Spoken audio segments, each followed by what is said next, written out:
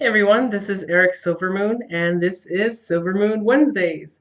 I am filming this really quick video in the morning right before I go to work because I wanted to share with you kind of my um, ritual, I guess, very briefly of what I do before I do readings. And so, what I like to do is that I really like to kind of clear the energy that's around me, kind of cut any aura cords that are attached to me that need to be released. I normally do my readings after work, so that's usually around like 6 o'clock, 7 o'clock at night. And so um, it's really important for me to release anything that happened during work, anything that I need to release during that time. I have to because it's one of those things where I don't think it's fair, I guess, for my client to have to kind of either pick up any of that energy, if that makes sense. So it's all about taking personal responsibility for your own energy and then releasing it so that it is a beautiful, clean slate for your client or customer or client that you are graciously and honored working with. So once I do that, and what I do, which it's nothing fancy, sip of coffee. I it's always different. I always have different ways of clearing the energy. My favorite is just by desensitizing my hands, putting them out just like this, and just saying a quick prayer and visualizing some black smoke coming out of my hands, and allowing itself to engulf all that smoke all around me, engulf the room until it's completely filled with all this black smoke. And whenever I feel guided to, I put my hands closer to where my heart chakra is at, and I allow all of that smoke to form into like this little orb. And once all of that is there, and well, I guess before I do that, I visualize that it is cleaning the entire room. It's cleaning me. That smoke is almost like scrubbing everything clean. It's going through all the crevices in the room. And then when I feel like it's doing its work, then I start calling it to the center. And when I feel guided and everything's here, I compress my hands and take a deep breath, and then I release it. And when I release it, I visualize a black crow kind of flying away with all that either staggered energy, negativity, stuff like that. So that's my favorite method. Sometimes when I feel really lazy, I just grab an incense and just kind of do my thing, go all around the room real quick. I always draw a pentagram whenever I light an incense stick. The saying I usually say also is I kind of start from the bottom. I think I showed it before, where I just say, Great Spirit, Goddess, and God, the element of air and fire, bless this house and rid of it of all negativity. Only allow love, peace, and happiness to flow in abundance. So mote it be, blessed be. So that's kind of my little incense spiel. So I'll take another sip of coffee.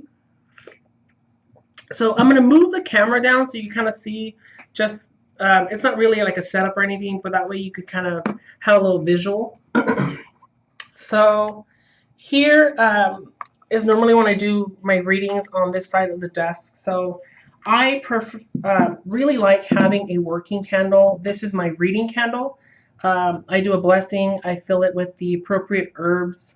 I always use lavender when it comes to my reading candle, because I always wanted to promote protection. I wanted to promote beauty and love and healing. And it's very loving, very compassionate kind of herb. And I feel like that is deserving for me and for everyone. So it's really beautiful and it smells great. And what I love spending, I shouldn't say spending, I love investing in a candle that is beautiful because it'll have multiple uses. So once this burns down, which it's already burning down, I could keep this as a just a glass jar for gratitude or for abundance, or even turn into a flower pot. And so I'm all about doing stuff like that. So I always light one. And so when I light a candle, I desensitize my hands again. I do a prayer, which I normally say, I call my entire spiritual tribe. I ask that they infuse their divine positive magic into this reading candle. I always ask that um, they allow this light to shine bright so that I may be able to connect with the client and their spiritual tribe. I also ask that this light is like a beacon to shine bright to also deflect any negativity or anything that might be wanting to come through the reading, stuff like that. Almost like just like protection. And once I feel good, I say the prayer. I trace a pentagram over it, and then I seal it. And then when I get my lighter and I said, as I light, so it is. And then I burn it and put it there. And I have different kind of divination methods that I use. I'm starting this whole new thing with my readings, and so stay tuned for that. So currently, my reading stuff is closed. I took all of my readings down so I could really look at the totality of it and see what kind of stuff I'm putting out there. And so I have my runes in this bag. They're my absolute favorite right now. They are hematite runes. I'm such a fan of hematite this year, which most of you already know. So, and most of you already know the story of how I got these. So they're fantastic. And so that's that. And then I have my own Tribal Magic Oracle deck. I love Oracle decks. I love tarot decks. This is the one that I created. And I always kind of put, with all my decks that I have, I like to put my hand out and feel around which one I feel guided for the client. I always keep them in my thoughts when selecting appropriate things to set up I call it their reading altar. And if I'm using, you can see my dog over there trying to find out what that cinnamon broom is. So if I'm doing like a reading with, this is my my Asgardian Norse cloth that I created for the runes. And so if I'm doing this rune reading, then I won't create the altar because I need this entire space. But if I am just doing a reading, then I have this beautiful cloth to work with. So I normally always put my reading candle there. I select the crystals that I feel guided to use. Sometimes I even ask for one of the goddesses to join me. So I have either my Kuan Yin statue, stuff like that. And what I do is that I put the selected cards that I wanted to use. I put some of the tumble stones that I wanted to use, which is always normally amethyst and citrine. And I kind of just sit and do another prayer, hoping that the reading will be accurate. I thank my spiritual tribe and I thank the client. I thank their spiritual tribes for allowing me to be the perfect conduit to deliver these beautiful messages to someone. So it's such an honor and a beautiful experience to be able to do this. And as a reader, I have to completely take myself out of it. Almost like that whole remove the ego, because it's not about me.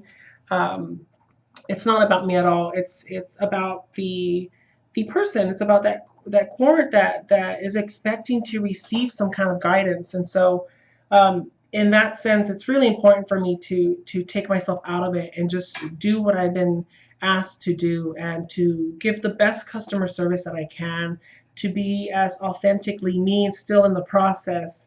And I always deliver the most healing messages. And when I say that, it doesn't really mean that you will hear what you want to hear, but rather what you need. So sometimes the messages aren't as loving and positive kind of things. Sometimes it gets really real and raw, and I just enjoy that connection with me and the client and connecting with their spiritual tribes. And so it's pretty interesting. But yeah, so normally when I pull some cards, like I think if they ask a question, then I'll go ahead and I'll shuffle, and I'm thinking of their questions and I'm thinking of them asking that question to me. And I personally only require an actual their full name, or if it's their magical name, I use their magical name because their magical name has more of their identity. It's more powerful to use that name. Excuse me. So Once I ask the question, I always pull 3 cards for whatever question someone asks. So just for fun, I normally just hold my deck and I say a prayer and I blow on it with my breath. I just kind of release a deep breath because I feel that breath is very powerful in my magic when I do readings. So then I kind of see what cards come out and I pull 3. Sometimes I shuffle them, sometimes I don't. And this one will come out. So I just do something like that. And so I didn't ask any question. And then I pull all of them, which I have totem, if you could see that. I have fire, which is one of the fire elements in the deck. And then I have breathe. So if I read this, there's 2 different ways that I like to do the reading. I kind of like to read them all as a sentence because when I get a reading, I tend to be an automatic reader. And that's the way I receive my messages. And so that's why I like email readings, because I see the cards and I just download and type and that's how I get it. But I'm making some changes where I want to do it more verbally. So that's where my spiritual development is coming. I want to be more comfortable giving vocal readings. And so if this was a reading, the one way I could do it is read all of it. Like for me, the totem card is very powerful. And me, it represents that spirit guide that is really here to help in this card. And so depending on the questions, it could represent, are we really um, feeling supported by something? Are we feeling spiritually supported in a way? And especially if it's right next to the fire card, for me, it does represent something about passion, about our relationships, about sex, creativity, inspiration. So in these 2 things, it's almost telling me like, um, and this is probably a reading for myself because this is kind of making sense. Am I feeling supported in my passions and my desires? Do I have that really good support system? And with the breathe card, I mean, shit. This is just telling me, like, just trust in the divine timing, trust in that you are being supported. I mean, to have that message of the totem and breathe and just relax and just allow yourself to experience things. I mean, that to me is huge. I mean, that's a huge message. And so I'll read the whole thing this way. Um, the other way that I read it is that I separate them into 3 groups. And so I write based on what this card represents on that question and what that, how that makes sense with that question. And then with that same question, I read this one, what is it about this card that they could add guidance? And then I separate this card and do the same thing. So it gives you a little bit more of a detail, a more in-depth reading that way, rather than me reading the sentence and just giving you something very quickly. Normally in my divine guidance reading, which it's very quick and sweet kind of thing, I just read the sentence and give you the information that I get. If I want to go more in-depth, then I separate them to really break down what each card represents in that sentence.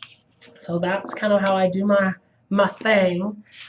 With runes, it's a little bit different. I never go with any Oracle Dark card or stuff like that. I never go on based on what the cards mean or what the runes mean. And when Asgard kind of Nordic things, I mean, my pronunciation of stuff is absolutely terrible. Excuse me. It's absolutely terrible. But if I pull like a rune, sometimes I just do one for the 9 realms, or I allow them to just drop in where they are supposed to be, and then just read the ones that are supposed to. I don't know if you're going to be able to see this. It just has one line straight, and I still don't know what the names are, but I could tell what this one means to me. So if I see this one come up, this one for me represents some kind of wall, a challenge, an obstacle. I always picture myself a tiny little thing here looking up at that huge thing, almost like looking at a wall that you have to climb or a rope that you have to climb. It's an obstacle. So I read them like that. And I just go based on what I feel. just whatever messages come through. I feel that that's a lot better than me referencing a book, if that makes sense, because I feel like my intuition is well developed where I could trust the messages and feelings that I get to deliver that message. And so that was pretty much it. And so I really hope that we get to connect in that magical way in a reading. Like I said, I just absolutely love doing readings, and I've always felt really awkward about charging for so long because I enjoyed it so much, and I enjoyed the interaction and the process of it. And the moment I added a price number, I got less of that. And so then I just started offering a lot of free readings. But I realized that in this modern day when money seems to rule a lot of stuff, it's just not an economical wise choice not to pay. And so most of the people that I inspire always tell me the same thing, that my my gifts, my talent, my readings are free, but my time isn't, because it does take me time to put as much detail as I do in the readings. It takes a good 30 minutes to 40 minutes for me to do the reading, enter all the information, and really give you my personal recommendations and suggestions afterwards, and give you some things where you can actually put the reading into your daily practice. And that takes some time, and it takes some time away from my family. And like I said, I mean, I love doing it, but during that time, it does take some chunk, and so it takes some chunk of time, and so that's why I do feel like I should be paid for that time, if that makes sense. So with that, it's 17 so minutes right now, but I really appreciate you guys joining me today, and for those that are going to view it later, and one just curious to see how I do my readings in a nutshell. So thank you guys. Have a beautiful day. I will see you again on Saturday. Blessed be.